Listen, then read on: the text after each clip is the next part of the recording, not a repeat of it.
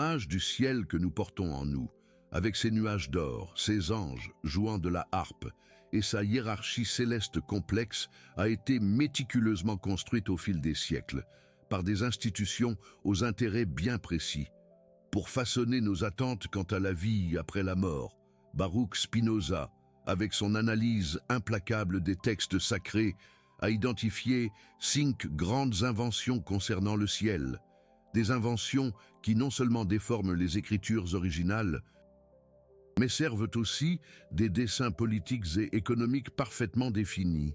Pour saisir l'ampleur de cette manipulation, nous devons d'abord examiner ce que les écritures hébraïques et grecques disaient réellement du destin post-mortem, avant les réinterprétations systématiques qui ont transformé des concepts simples en doctrines complexes et lucratives.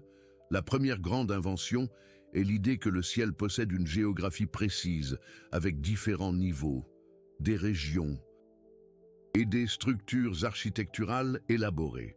Cette conception ne provient pas des Écritures, mais de l'influence des mythologies païennes et des philosophies gréco-romaines, systématiquement intégrées au christianisme durant ces premiers siècles. Spinoza a documenté comment cette transformation s'est opérée graduellement.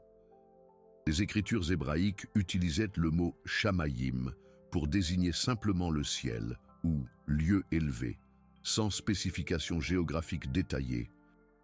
Le concept était plus philosophique que littéral. Il représentait une proximité avec le divin, et non un lieu physique avec une adresse précise.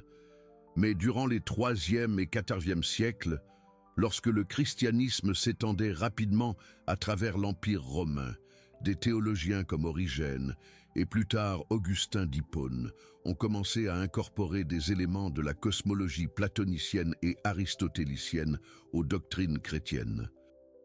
Platon avait décrit un monde des idées avec différents niveaux de réalité, et Aristote proposait un cosmos avec des sphères célestes hiérarchiques. Cette fusion n'était pas accidentelle.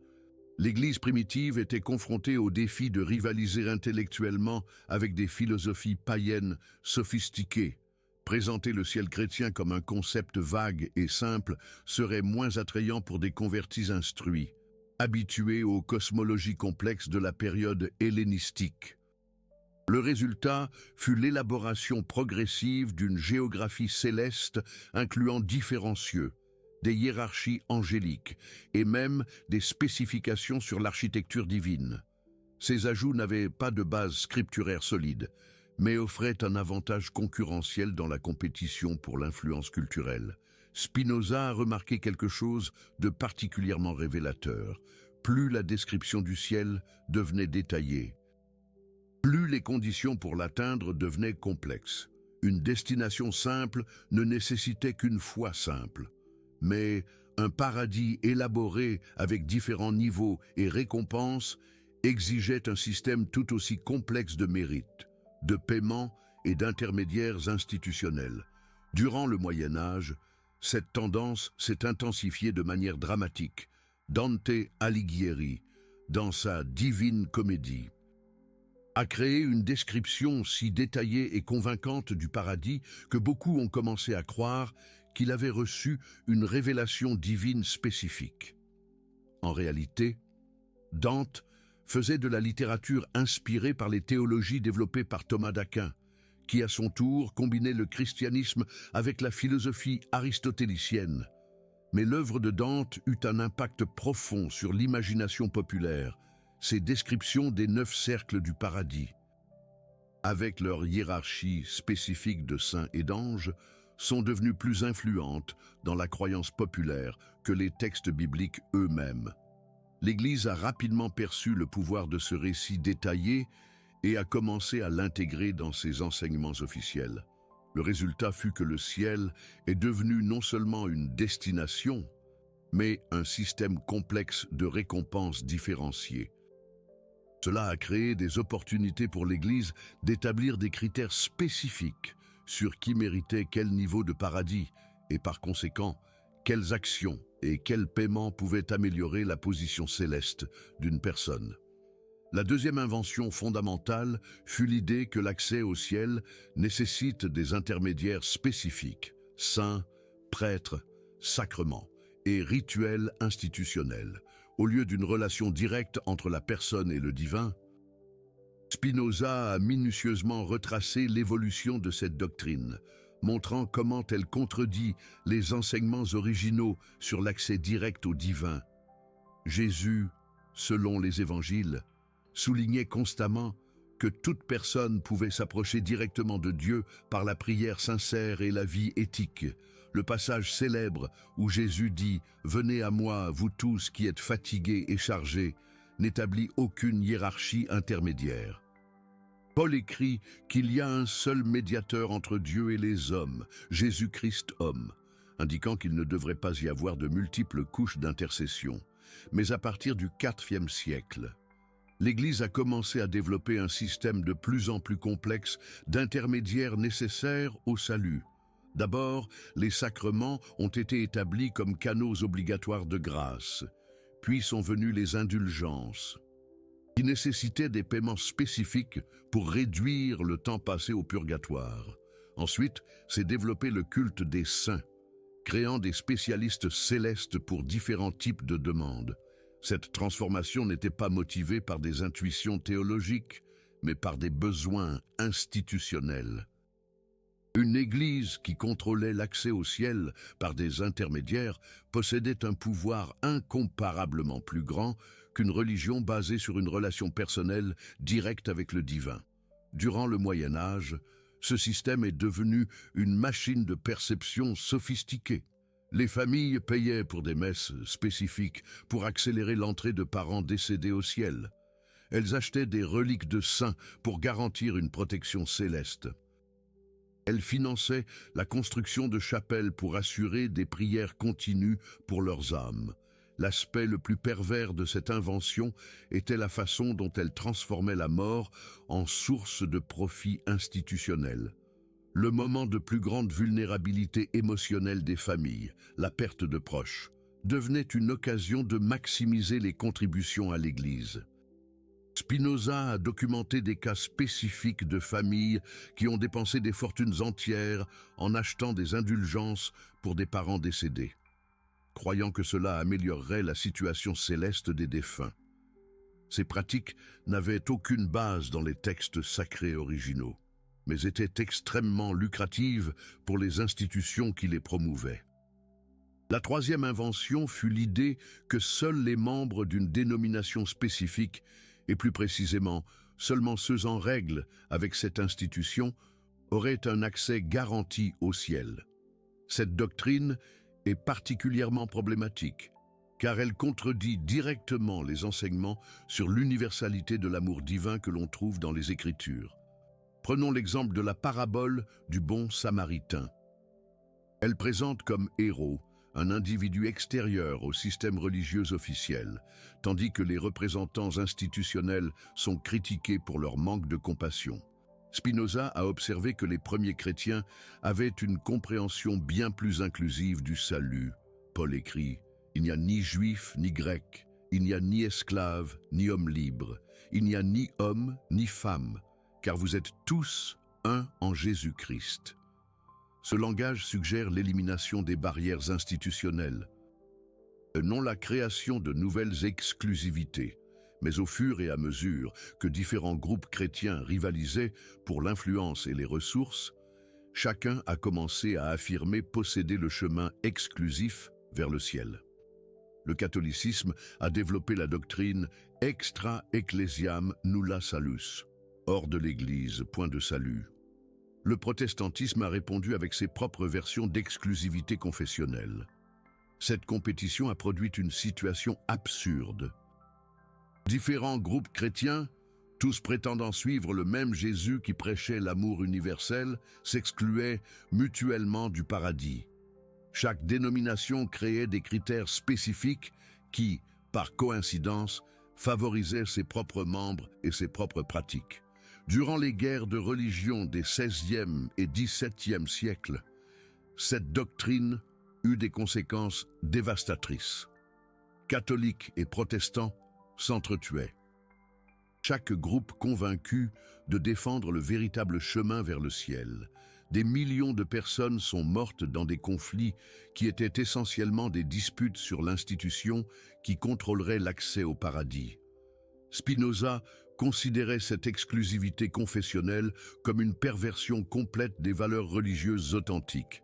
Si le divin est réellement aimant et juste, argumentait-il, il serait incohérent que le salut dépende de la géographie de naissance ou de l'adhésion à la bonne institution. Cela transformerait la religion en une loterie cosmique injuste. Plus problématique encore, comment cette doctrine affectait le comportement éthique des individus? Lorsque le salut dépend de l'affiliation institutionnelle plutôt que du caractère moral, les gens peuvent justifier des actions terribles contre les infidèles, tout en gardant la certitude de leur propre destin céleste.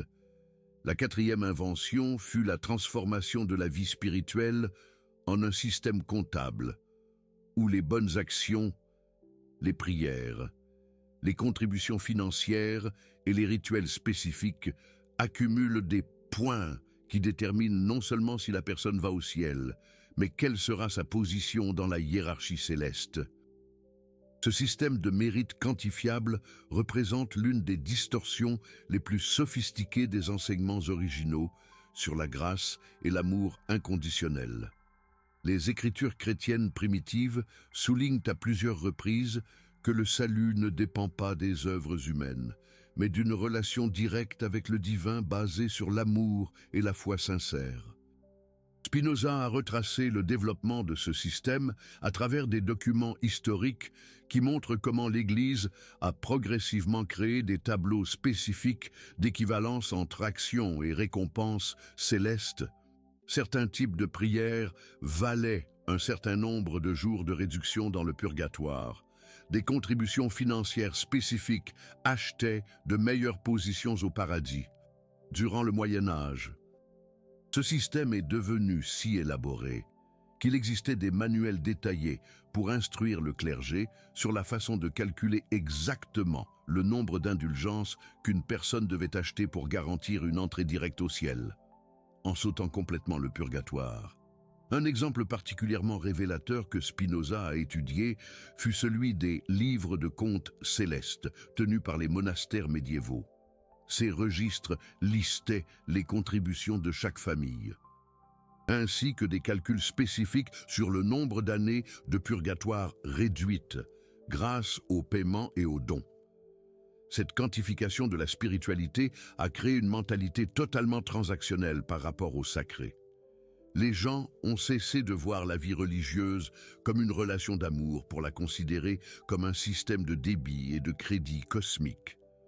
Cela a considérablement appauvri l'expérience spirituelle, transformant la dévotion en une tenue de livre céleste. Plus pervers encore, comment ce système affectait inégalement riches et pauvres. Les familles aisées pouvaient littéralement acheter leur entrée au ciel grâce à des contributions massives, tandis que les personnes pauvres, indépendamment de leur vertu morale, étaient condamnées à des siècles de purgatoire simplement parce qu'elles ne pouvaient pas payer d'indulgence. Cela a créé un ciel essentiellement classiste, où la position éternelle des gens reflétait leur richesse matérielle terrestre plutôt que leur caractère spirituel. C'était une projection des systèmes d'inégalité sociale dans l'éternité, déguisée en justice divine. La cinquième, et peut-être la plus subtile invention, fut la présentation du ciel comme un lieu d'oisiveté éternelle, où les gens passent l'éternité dans une adoration passive, sans but productif ni croissance personnelle. Cette conception est particulièrement problématique car elle contredit à la fois la nature humaine et les principes de développement que nous observons dans le monde naturel. Spinoza soutenait que les êtres conscients sont naturellement orientés vers la croissance, l'apprentissage et la contribution créative. L'idée d'une éternité sans défi ni opportunité d'expansion ressemblerait davantage à une torture qu'à une récompense. Les écritures originales présentent une vision très différente de la vie après la mort. Elle parle de nouveaux cieux et nouvelles terres, suggérant une rénovation et une transformation continue au lieu d'une stagnation éternelle. Elle mentionne les responsabilités et la gouvernance dans le royaume céleste, indiquant une activité productive au lieu d'une passivité adoratrice.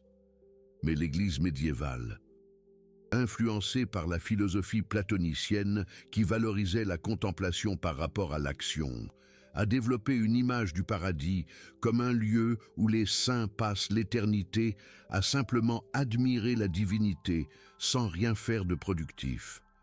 Cette vision servait des objectifs politiques spécifiques. Si le ciel est décrit comme un lieu d'oisiveté éternelle, cela dissuade les gens d'attendre des réalisations significatives dans cette vie. Au lieu de travailler à améliorer les conditions terrestres, ils devraient accepter passivement leurs circonstances et se concentrer sur la préparation à l'inactivité céleste. Spinoza a observé que cette doctrine de l'oisiveté céleste fonctionnait comme un outil de contrôle social. Elle maintenait les populations résignées aux injustices terrestres grâce à la promesse que la vraie vie ne commencerait qu'après la mort, et que cette vie future serait caractérisée par le fait de ne faire absolument rien de significatif pour l'éternité.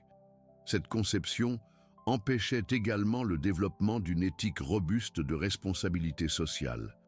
Si l'objectif final est d'échapper à l'activité terrestre pour la contemplation céleste passive, alors travailler pour la justice sociale, le progrès scientifique ou l'amélioration des conditions humaines devient irrélevant, voire contre-productif. Durant la Renaissance, des penseurs comme Pico della Mirandola ont commencé à remettre en question cette vision, arguant que les êtres humains sont naturellement créatifs et que tout paradis authentique devrait inclure des opportunités continues de croissance et de contribution. Mais ces idées ont été vivement combattues par l'Église, car elles menaçaient une doctrine servant à maintenir des populations politiquement passives. Imaginez un système soigneusement conçu pour préserver le statu quo. Lorsqu'on analyse ces 5 inventions ensemble, on voit qu'elles ont créé un système théologique qui sert principalement à transférer le pouvoir et les ressources des populations vers les institutions religieuses, tout en décourageant simultanément la résistance aux injustices sociales et politiques. La géographie céleste détaillée crée le besoin de spécialistes capables de naviguer dans ces complexités. L'intercession hiérarchique obligatoire garantit que ces spécialistes soient indispensables. L'exclusivité confessionnelle élimine la concurrence en déclarant les autres options hérétiques. Le système de mérite quantifiable transforme la spiritualité en marchandise pouvant être achetée. Et l'oisiveté éternelle comme récompense maximale décourage l'engagement actif avec les problèmes terrestres. Ensemble. Ces doctrines ont créé ce que Spinoza a appelé la religion de la soumission lucrative, un système générant des revenus institutionnels par la promesse de récompenses célestes qui ne peuvent jamais être vérifiées ou contestées. Un système perfide, dirait-on. Spinoza a documenté comment ces doctrines ont concrètement affecté les sociétés européennes pendant des siècles. Des populations entières sont restées dans la pauvreté parce qu'on leur a appris qu'accepter passivement leurs conditions terrestres garantissait une meilleure position au ciel. Des ressources qui auraient pu être utilisées pour l'éducation, la santé publique ou le développement économique ont été détournées pour financer le maintien d'institutions religieuses élaborées. Plus tragiquement, ces doctrines ont empêché le développement de systèmes éthiques robustes basés sur la compassion et la justice pratique. Lorsque la moralité est réduite à suivre des règles institutionnelles pour gagner des points célestes, les gens perdent la capacité de développer un discernement éthique autonome basé sur l'empathie authentique et la responsabilité sociale. Un véritable piège spirituel. Spinoza proposait une compréhension radicalement différente de la vie présente et du destin après la mort. Pour lui, La véritable vie éternelle commençait au moment où une personne développait la capacité d'aimer désintéressément et d'agir éthiquement par compréhension rationnelle, non par peur de la punition ou par espoir de récompense. Une liberté spirituelle. Cette éternité n'était pas une destination géographique future, mais un état de conscience pouvant être expérimenté ici et maintenant grâce au développement de la sagesse et de la compassion authentique. Le ciel ne devenait pas un lieu où aller, mais une manière d'être qui transformait à la fois la personne et son impact sur le monde, une transformation radicale. Cette perspective éliminait complètement le besoin d'intermédiaires institutionnels, de systèmes de paiement pour le salut et de concurrence confessionnelle. Chaque personne avait un accès direct à l'expérience du sacré par le développement de sa propre capacité à aimer et à agir éthiquement, une véritable émancipation. Plus important encore, cette vision encourageait l'engagement actif avec les problèmes du monde présent, au lieu de l'évasion vers un paradis futur passif, si l'éternité était vécue par des actions compatissantes dans le présent. Alors, œuvrer pour la justice sociale et la réduction de la souffrance humaine devenait la plus haute forme de pratique spirituelle. Un engagement concret pour retrouver une compréhension plus authentique de la vie éternelle. Spinoza suggérait de revenir aux principes éthiques simples que toutes les traditions spirituelles authentiques partagent, développer un amour inconditionnel, pratiquer une compassion active, rechercher la sagesse par l'expérience et œuvrer pour le bien-être commun, des principes fondamentaux. Ces principes ne nécessitent pas de géographie céleste élaborée, de hiérarchie d'intercession, d'exclusivité confessionnelle, de système de notation morale ou de promesses d'oisiveté éternelle. Ils fonctionnent parfaitement bien comme guide pour une vie significative et transformatrice ici et maintenant. Une simplicité salvatrice.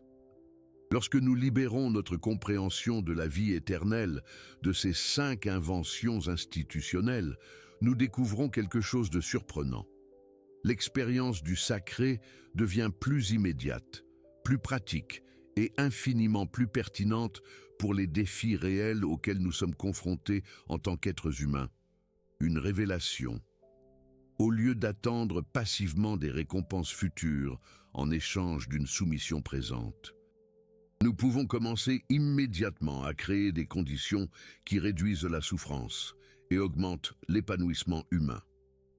Cette action compatissante dans le présent, selon Spinoza, est simultanément la préparation la plus appropriée à tout destin après la mort et la seule vie éternelle que nous puissions réellement vérifier et expérimenter. Une action libératrice. Reconnaître que nous avons été trompés sur la nature du ciel ne devrait pas être une expérience démoralisante, mais libératrice, lorsque nous nous débarrassons des attentes fabriquées sur des paradis institutionnels spécifiques. Nous devenons libres de découvrir des formes plus authentiques de spiritualité et de but. Une véritable liberté. Cette liberté nous permet d'évaluer les pratiques religieuses par leurs fruits pratiques dans le présent, au lieu de les accepter aveuglément sur la base de promesses non vérifiables concernant l'avenir.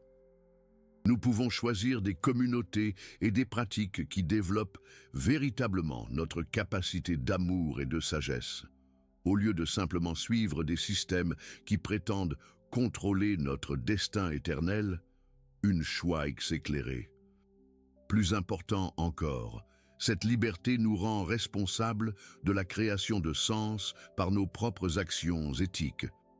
Au lieu de sous-traiter cette responsabilité à des institutions qui peuvent avoir des agendas complètement différents des nôtres. Une responsabilité assumée. Spinoza croyait que cette récupération de l'autonomie spirituelle était essentielle non seulement au développement individuel, mais aussi à la création de sociétés plus justes et plus compatissantes. Lorsque les gens cessent de rechercher le salut par la soumission institutionnelle et commencent à le rechercher par une action éthique responsable, les résultats transforment non seulement leur propre vie, mais toute la structure sociale qui les entoure, une transformation sociétale. Les 5 inventions sur le ciel que l'Église a développées au cours des siècles ont servi à concentrer le pouvoir et les ressources entre les mains d'institutions spécifiques. Reconnaître ces inventions pour ce qu'elles sont, des constructions humaines motivées par des intérêts politiques et économiques, nous libère pour redécouvrir des formes plus directes.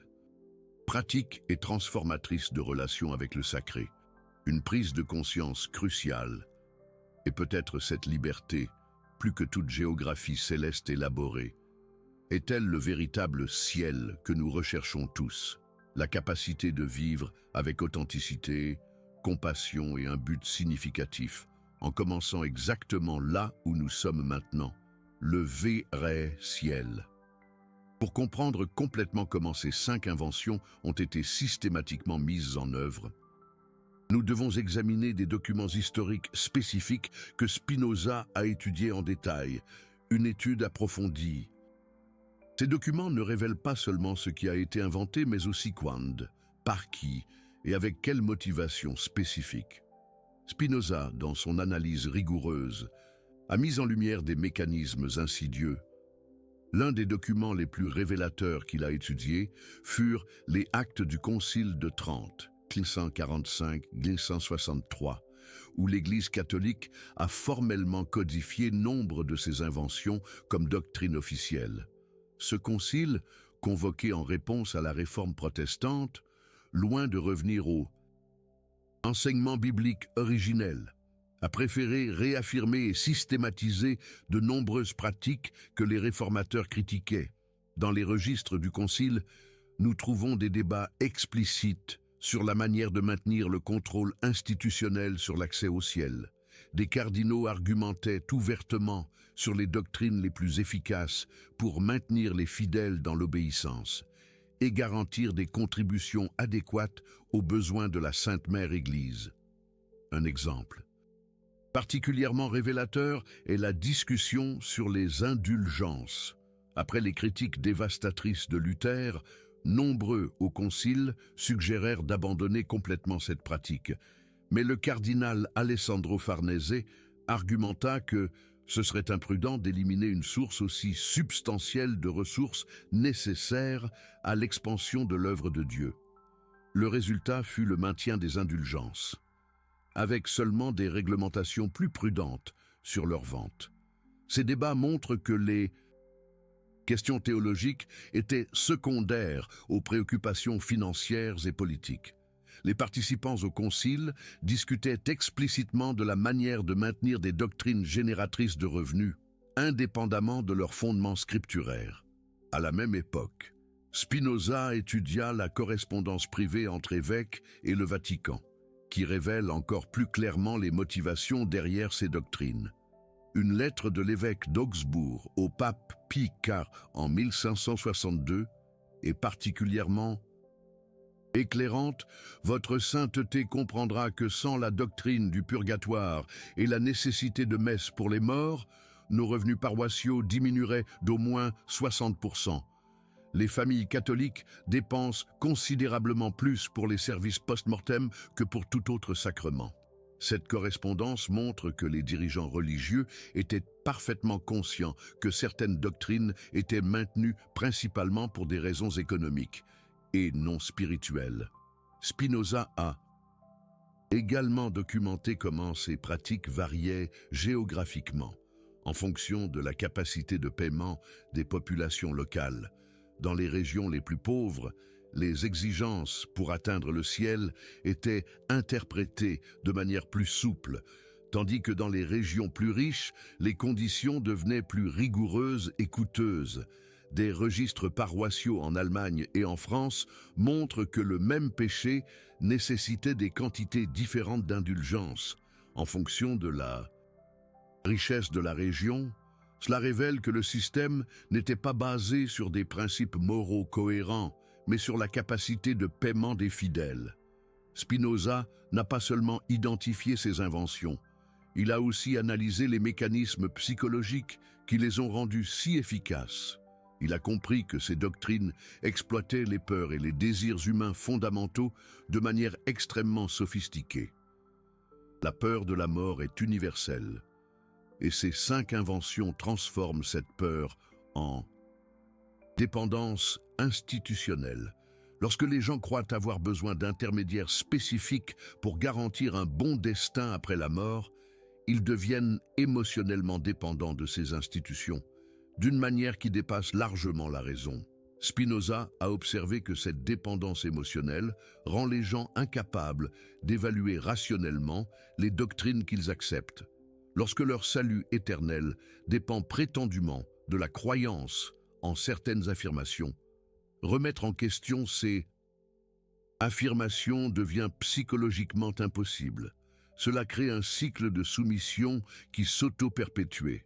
Un aspect particulièrement insidieux que Spinoza a identifié est la manière dont ces doctrines exploitent l'amour que les gens éprouvent pour leurs proches décédés.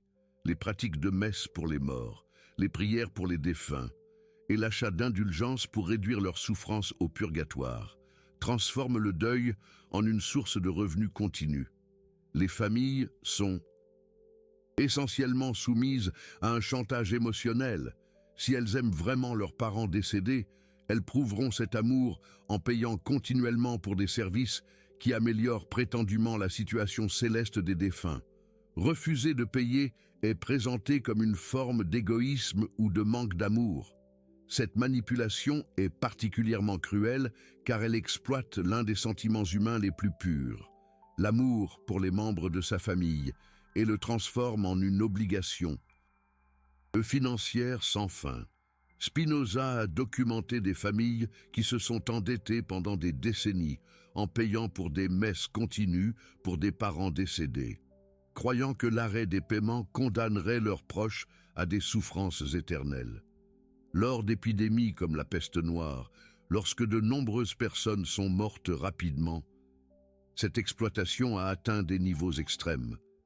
Les familles survivantes ont été convaincues que leurs parents étaient morts, empêchés, en raison de leur mort subite, et avaient donc besoin de quantités extraordinaires d'indulgences et de messes pour atteindre le paradis. L'Église exploitait systématiquement le traumatisme et la culpabilité des survivants pour maximiser les contributions. Plus la famille était traumatisée, plus elle devenait vulnérable à la pression pour dépenser de l'argent dans des services religieux. Les implications de ces 5 inventions vont bien au-delà des questions purement religieuses. Elles ont fondamentalement façonné la structure sociale, économique et politique de sociétés entières pendant plus de 1000 ans. Lorsque le salut individuel devient une marchandise qui peut être achetée, cela crée une société où la richesse matérielle est considérée comme un indicateur de la faveur divine. Les riches peuvent acheter leur entrée au ciel par le biais de contributions massives, tandis que les pauvres sont implicitement condamnés non pas pour des fautes morales, mais pour des limitations financières. Ce système a légitimé et perpétué d'énormes inégalités sociales. La noblesse et les riches marchands pouvaient mener une vie d'exploitation et d'injustice, mais tout de même garantir leur salut par des dons de dernière minute ou la construction de chapelles. Pendant ce temps, les paysans et les artisans qui menaient une vie moralement exemplaire étaient menacés de siècles de purgatoire, simplement parce qu'ils ne pouvaient pas payer d'indulgence. Spinoza a documenté comment cela a affecté le développement économique européen, d'énormes ressources qui auraient pu être investies dans l'éducation, les infrastructures ou le développement technologique ont été détournées vers la construction de cathédrales, de monastères et d'autres institutions religieuses. Des villes entières ont dépensé des fortunes à construire des églises de plus en plus élaborées, non pas par dévotion sincère, mais parce qu'elles croyaient que cela améliorerait leur position céleste collective. Ce phénomène que Spinoza a appelé l'architecture de l'anxiété a abouti à certaines des constructions les plus impressionnantes de l'histoire humaine, mais aussi à des pertes d'opportunités massives d'amélioration des conditions de vie des populations. Durant le Moyen Âge, On estime qu'entre 25 et 40% de toute la richesse produite en Europe était dirigée vers les institutions religieuses. Une transférence de ressources sans précédent dans l'histoire, motivée non par des besoins pratiques, mais par des doctrines promettant des récompenses célestes. Imaginez, une part considérable du produit du travail des paysans, des artisans, des marchands, versée à l'Église pour accéder à un paradis promis. Tout au long de l'histoire, il y a eu de nombreuses tentatives pour résister à ces manipulations, et les réactions institutionnelles à cette résistance révèlent beaucoup sur les motivations cachées derrière ces doctrines. Des mouvements comme les Vaudois au XIIe siècle, les Lollards au XIVe et les Hussites au XVe ont remis en question ces 5 inventions concernant le ciel. Ces mouvements, ils contestaient l'idée d'une géographie céleste complexe, la nécessité d'intermédiaires, l'exclusivité confessionnelle, les systèmes de mérite quantifiables et l'oisiveté éternelle comme récompense. Ils affirmaient que les écritures hébraïques et grecques ne soutenaient pas de telles doctrines. La réponse de l'Église à ces mouvements fut invariablement violente. Des milliers de personnes furent torturées et exécutées, non pas pour avoir remis en question l'existence de Dieu ou l'importance de l'éthique, mais spécifiquement pour avoir rejeté des doctrines qui généraient des revenus institutionnels.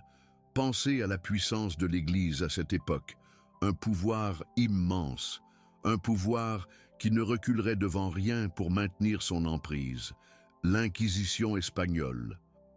Par exemple, se concentra sur la persécution des personnes qui remettaient en question la doctrine du purgatoire ou l'efficacité des indulgences. Ces crimes étaient considérés aussi graves qu'une hérésie théologique fondamentale, révélant que les préoccupations économiques étaient au moins aussi importantes que les préoccupations théologiques. L'argent, le pouvoir, la puissance, tout était lié, un système complexe et pervers. Spinoza. Il a étudié les procès de l'Inquisition et a trouvé une constante, des personnes exécutées, non pour immoralité ou violence, mais pour avoir refusé d'accepter des doctrines spécifiques qui soutenaient le système financier de l'Église, une machination subtile, mais implacable. Un cas particulièrement révélateur que Spinoza a documenté fut celui de Jan Hus, le réformateur tchèque exécuté en 1415. Les principales accusations contre Hus ne concernaient pas la négation de la divinité du Christ ou le rejet de la morale chrétienne, mais spécifiquement sa critique des indulgences et son argument selon lequel le salut ne pouvait pas s'acheter. Imaginez, brûlé vif. Pour avoir osé remettre en cause ce système, Hus a été brûlé vif, essentiellement pour avoir soutenu que le ciel ne devait pas être un système de classe basé sur la richesse matérielle. Son exécution envoyait un message clair sur les aspects du christianisme que l'Église considérait comme vraiment essentiels. Le pouvoir, l'argent, la soumission, tout était au cœur du système, même si nous vivons dans une ère soi-disant plus éclairée. Spinoza observerait que des versions sophistiquées de ces 5 inventions continuent de fonctionner dans de nombreuses formes contemporaines de christianisme. La théologie de la prospérité moderne est essentiellement une version actualisée du système médiéval de mérite quantifiable. Les pasteurs promettent que des contributions financières spécifiques entraîneront des bénédictions matérielles et spirituelles proportionnelles.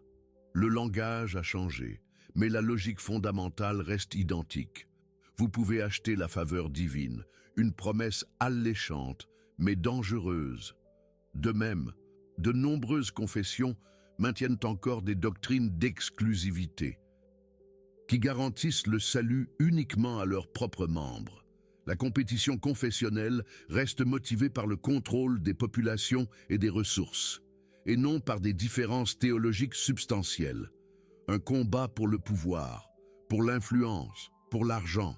La géographie céleste détaillée persiste dans les formes modernes, à travers des descriptions élaborées du paradis, qui s'appuie davantage sur l'imagination populaire que sur les textes sacrés. Ces descriptions continuent de servir à rendre le ciel accessible uniquement par l'intermédiaire de ceux qui prétendent posséder une connaissance spécialisée de ces complexités, des intermédiaires, des guides, qui profitent de la foi des autres. L'intercession hiérarchique obligatoire persiste à travers des doctrines qui insistent sur la nécessité de pasteurs, de sacrements ou de rituels spécifiques pour la médiation entre les humains et le divin. Cela maintient les gens dépendants des institutions, au lieu de promouvoir une relation directe avec le sacré, une dépendance entretenue, une soumission imposée et l'oisiveté éternelle comme récompense suprême, continue de décourager l'engagement actif dans les problèmes sociaux et politiques. Beaucoup de chrétiens apprennent que leurs efforts devraient se concentrer sur la préparation d'un paradis passif, et non sur la création de la justice terrestre. Un détachement du monde réel, au profit d'une promesse lointaine.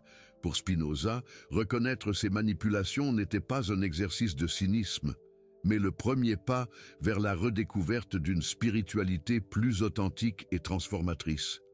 Libérer l'esprit, se défaire des chaînes pour atteindre une véritable spiritualité. Lorsque nous nous libérons de la nécessité de suivre des systèmes qui promettent des paradis futurs en échange de la soumission présente, nous pouvons nous concentrer sur la création d'expériences significatives de transcendance et de connexion ici et maintenant. Une transcendance immédiate, un lien direct avec le divin, sans intermédiaire. Spinoza suggérait que la véritable expérience du sacré se produit lorsque nous développons notre capacité à l'amour inconditionnel, à la compréhension rationnelle et à l'action compatissante. Ces développements transforment à la fois notre expérience subjective et notre impact objectif sur le monde. Une transformation profonde, à la fois intérieure et extérieure. Cette approche élimine complètement la nécessité des 5 inventions que nous avons identifiées.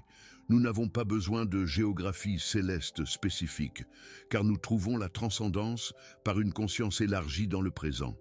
Nous n'avons pas besoin d'intermédiaires, car nous développons une relation directe avec le sacré par l'action éthique. Nous n'avons pas besoin d'exclusivité confessionnelle, car nous reconnaissons que la sagesse peut provenir de nombreuses sources. Nous n'avons pas besoin de système de mérite quantifiable, car notre motivation devient l'amour lui-même, et non la recherche de récompense, et nous n'avons pas besoin de promesses d'oisiveté éternelle, car nous trouvons l'accomplissement par une contribution créative continue, une libération, une autonomie retrouvée. Cette alternative non seulement libère les individus de la manipulation institutionnelle, mais crée également les conditions pour des sociétés plus justes et plus compatissantes. Lorsque les gens recherchent la transcendance par le service du bien commun, au lieu de la soumission à l'autorité, les résultats profitent à toute la communauté. Une société plus juste, plus harmonieuse, plus humaine, le courage intellectuel de Spinoza à remettre en question des doctrines apparemment sacrées a ouvert des possibilités qui restent pertinentes des siècles plus tard. Il a démontré que la critique rationnelle des affirmations religieuses ne détruit pas la spiritualité, mais peut la purifier et l'intensifier. Une purification de l'âme, une spiritualité plus forte. Lorsque nous supprimons les 5 inventions qu'il a identifiées, nous découvrons que le cœur des enseignements spirituels authentiques reste intact et même renforcé. L'amour, la compassion, la justice, la sagesse et le service du bien commun n'ont pas besoin de géographie céleste, de hiérarchie d'intercession ou de système de notation morale pour être significatifs et transformateurs. Des valeurs universelles, des principes fondamentaux qui transcendent les religions. En fait, ces valeurs fondamentales deviennent plus puissantes lorsqu'elles ne sont pas contaminées par des motivations de recherche de récompense ou de peur des punitions. L'action qui découle d'un véritable souci des autres est plus durable et plus efficace que le comportement motivé par l'espoir d'un meilleur domaine céleste. Une action authentique, plus forte, plus durable. Spinoza nous a appris que la manière la plus authentique d'honorer quelque divinité qu'il existe dans l'univers est de développer notre capacité à la raison, à l'amour et à l'action éthique. S'il y a une vie après la mort, la meilleure préparation est de vivre pleinement et éthiquement dans le présent, l'instant, l'ici et maintenant. C'est là que réside la véritable vie. Si le paradis n'existe pas, alors cette vie, elle-même, devient infiniment plus précieuse. Et notre responsabilité de créer du sens et de réduire la souffrance devient encore plus urgente. De toute façon, ces 5 inventions concernant le ciel que nous avons examinées servent avant tout à nous distraire du véritable travail, à savoir le développement de la sagesse et de la compassion qui donnent un sens à la vie, ici et maintenant. Reconnaître ces inventions pour ce qu'elles sont, des constructions humaines motivées par des intérêts politiques et économiques, nous libère pour poursuivre des voies plus directes et plus efficaces de croissance spirituelle et de contribution sociale. Et peut-être que cette liberté elle-même est la chose la plus proche du paradis dont chacun d'entre nous aura jamais besoin. Une capacité à vivre avec authenticité, à créer avec un but, à aimer sans condition, et à contribuer à rendre le monde plus compatissant et plus juste pour tous les êtres qui partagent cette planète remarquable avec nous. Imaginez un monde où l'on cesse de projeter nos désirs sur un ciel inaccessible pour se concentrer sur la construction d'un paradis terrestre, un paradis de justice, de solidarité, d'empathie, un paradis accessible à tous. Spinoza, avec sa rigueur intellectuelle, nous invite à cette révolution intérieure, à cette redéfinition radicale de ce que signifie vivre une vie pleine de sens, une vie digne de ce nom. Il ne s'agit pas de nier l'importance de la spiritualité, mais de la réorienter, de la ramener sur terre, vers les défis concrets de notre existence. Ce n'est pas un renoncement, mais un engagement envers une vie authentiquement vécue, remplie de compassion, de justice et d'amour, un engagement pour un monde meilleur, un engagement qui ne demande pas de croyances aveugles, mais une conscience éveillée, une action concrète au service des autres et du monde qui nous entoure. N'est-ce pas là, au final, le plus beau des paradis ?